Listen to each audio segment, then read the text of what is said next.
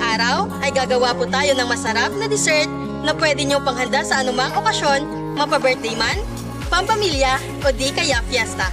Pwede nyo rin pangdagdag negosyo na paniguradong magugustuhan ng mga suki ninyo. Junadine Suarez po from Client Services Department, CTNA Unit. At welcome sa panibagong episode ng Kusina ni Dongganon.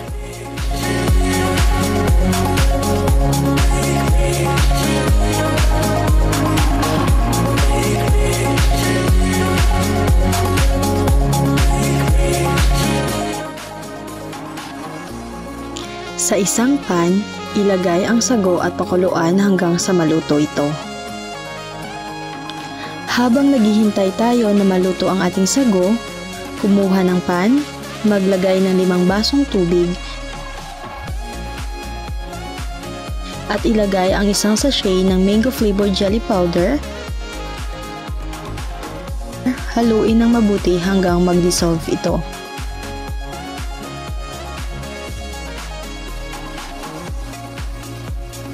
Ilagay natin sa medium-low heat at haluin ng mabuti hanggang sa kumulo ito.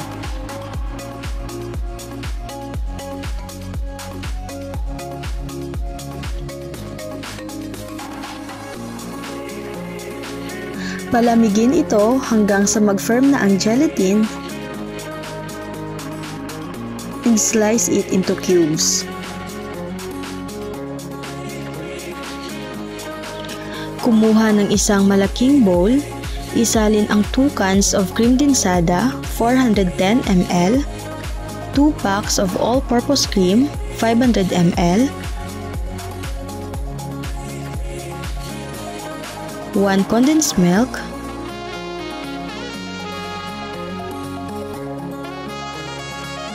(250 grams ng lutong sago),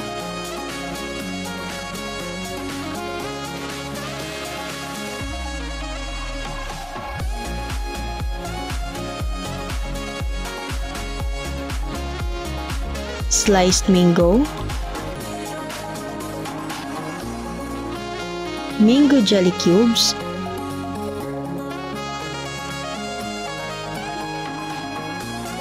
(3 packs of nata de coco, 250 grams, at cheese. Haluin ito ng mabuti katulad ng nasa video.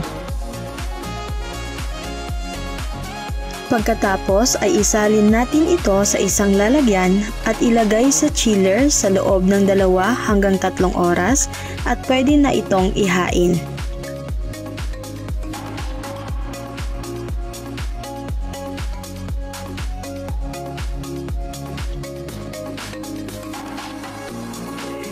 At ito na po ang ating mango jelly salad. Creamy na, malinamnam pa.